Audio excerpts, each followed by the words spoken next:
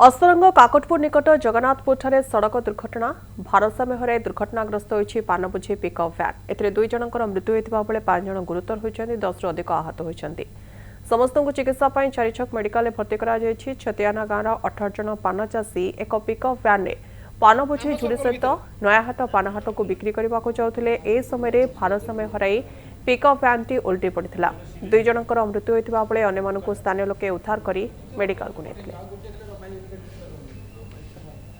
दुर्घटना पान गाड़ी लोड होकर आसला ये गाड़ी पलटि गाड़ी के जन थिले के 20-22 जन कौन थे एक्सीडेंट रे कोन कार हेछि असुविधा 3 जन खंडे गुरुतर आउ समस्त इंजर्ड अच्छा संख्या मृत्यु संख्या मुझे कही पारि